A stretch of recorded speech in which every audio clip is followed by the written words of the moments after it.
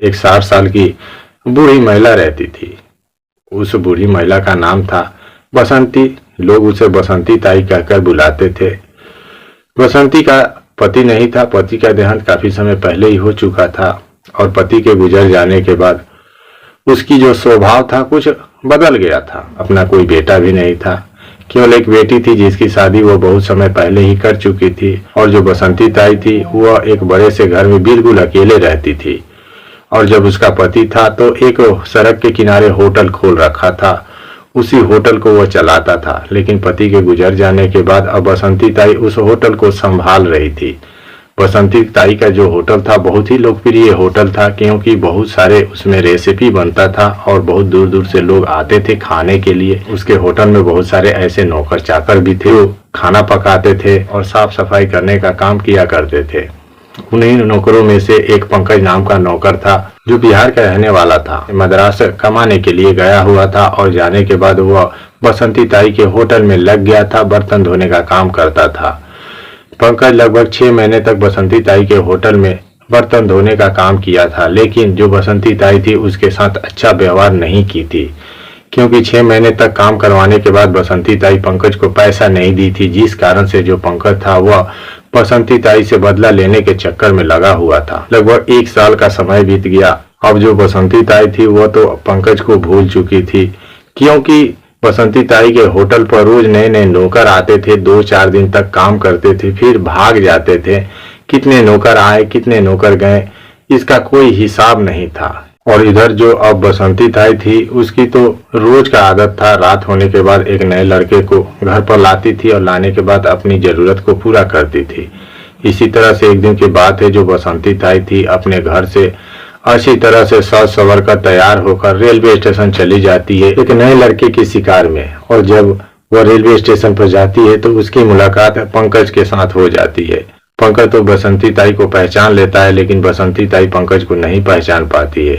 उसके बाद जो बसंती ताई थी वो पंकज को अपने कार में बैठाकर रेलवे स्टेशन से घर लाती है। और दोस्तों, लाने के बाद वो पंकज को कहती है कि जाओ तुम बेडरूम में आराम करो, काफी थक चुके होगे, मैं जाती हूँ थोड़ा फ्रेश होने के लिए। उसके बाद दोस्तों, जो बसंती ताई थी वह बाथरूम में जाकर फ्रेश होने लगती है और फ्रेश होने के बाद वह अच्छी तरह से सज सवर कर तैयार हो जाती है। पूरा सेंट, परफ्यूम, पाउडर, क्रीम लगाकर बेडरूम में आती है तो देखती है कि जो पंकज है वह आराम कर रहा है। उसके बाद दोस्तों, वह पंकज के बगल में लेट जाती है और लेटने के बाद वह पंकज के साथ अपनी जरूरत को पूरा करने लगती है। तब तक जो पंकज था वह सोचता है कि यही सही मौका है बसंती ताई से अपना बदला लेने के लिए।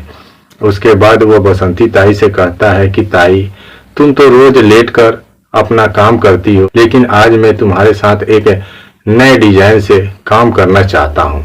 उसके बाद जब बसंती ताई पंकज का इतना बात सुनती है कि आज उसे एक नए डिजाइन का अनुभव प्राप्त होगा तो वह झट से खड़ी हो जाती है। उसके बाद जो पंकज था वह बसंती ताई को कहता है कि तुम दीवार के सामने खड़ी हो जाओ। और उसके बाद जब बसंती ताई दीवार के साथ खड़ी हो जाती है तो वह थोड़ा सा उठगा देता है। उठगाने के बाद दोस्तों इस कदर हिला देता है कि दोस्तों, जो बसंती ताई थी वह पेट पकड़कर वहीं पर बैठ जाती है। उसके बाद जो पंकज था वह वहां से भाग जाता है, बसंती ताई को उसी हाल में छोड़कर।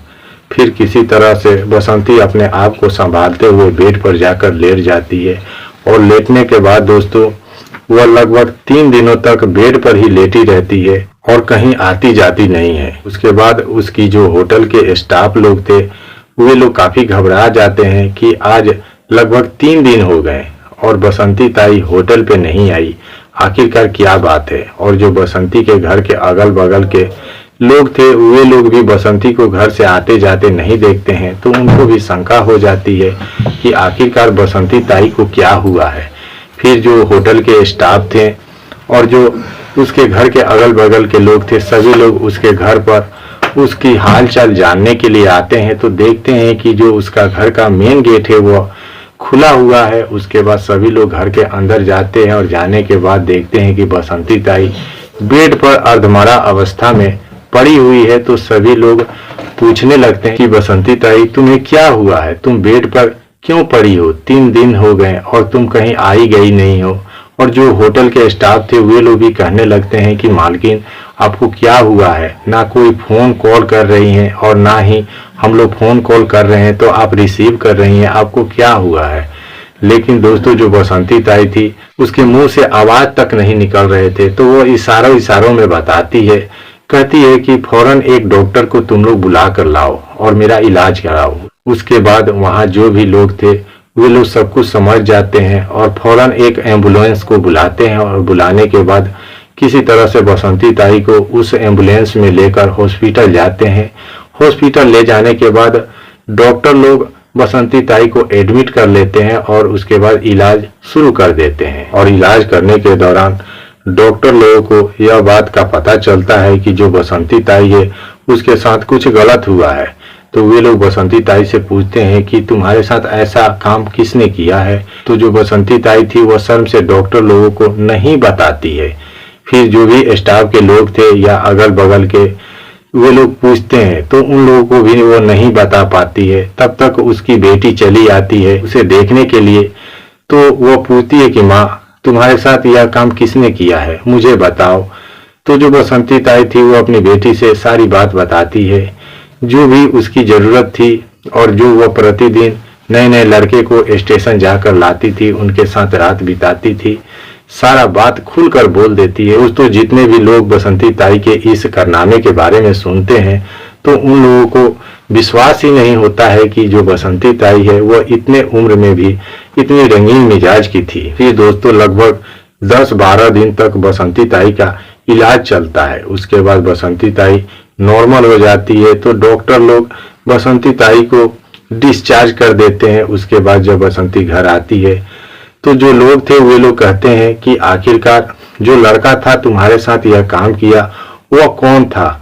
तो बसंती ताई कहती है कि जो लड़का था वह कोई अपरिचित नहीं था, परिचित लड़का था। वह 1 साल पहले मेरे होटल पर काम करके गया हुआ था और मैं उसको पगार नहीं दी थी, जिस वजह से वह मुझसे बदला लेना चाहता था। उसके बाद जो उसकी बेटी थी वो बसंती ताई को थाने लेकर जाती है और थाने ले जाने के बाद एक FIR करवा देती है। उसके बाद जो पुलिस थे वे लोग जांच पड़ताल करते हैं और जो पंकज था उसको पकड़ कर लाते हैं। लाने के बाद सारी बात पंकज से पूछते हैं तो पंकज कहता है कि हाँ यह सही बात है, मैं बदला लेना चाहता था बसंती ताई से, क्योंकि बसंती ताई अच्छी औरत नहीं है, बहुत ही घमंडी और लापरवाह महिला है। उसके होटल पर जितने भी काम करने वाले नौकर चाकर हैं उनके साथ यह सही व्यवहार नहीं करती है, काम करवा लेती है और पैसा नहीं देती है। और मैं भी इसके होटल पर 6 महीने तक बर्तन धोया था लेकिन मुझे 1 भी रुपया नहीं दी, जिस वजह से मैं बदला लेना चाहता था। और यह इस उम्र में भी नए नए लड़कों की ख्वाब देखती है और प्रतिदिन रात होने के बाद एक नए लड़के को घर पर बुला कर लाती है और लाने के बाद उनके साथ यह अपनी जरूरत को पूरा करती है। दोस्तों जो पंकज था वो खुलकर पुलिस वाले को सारा बात बता देता है। उसके बाद जो पुलिस वाले थे उन लोगों को भी पंकज पर रहम आता है और वे लोग बसंती ताई को कहते हैं कि बसंती ताई तुम पंकज को 6 महीने के हिसाब से जोड़कर इसका पगार दे दो, उसके बाद हम लोगों को क्या करना है हम लोग सोचेंगे। फिर जो बसंती ताई थी वो पंकज को पगार दे देती है। देने के बाद जो पुलिस वाले थे वे लोग पंकज को हिरासत में लेकर उसे जेल भेज देते हैं, क्योंकि दोस्तों कानून तो एक समान होता है और कोई भी गुनाह होता है तो कानून के मुताबिक पंकज को तो सजा होनी ही थी। उसके बाद दोस्तों जो बसंती थी वो कान पकड़ लेती है कि आज के बाद से मैं किसी भी लड़के को घर पर बुलाकर नहीं लाऊंगी, ना ही मैं अपनी जरूरत को पूरा करूंगी।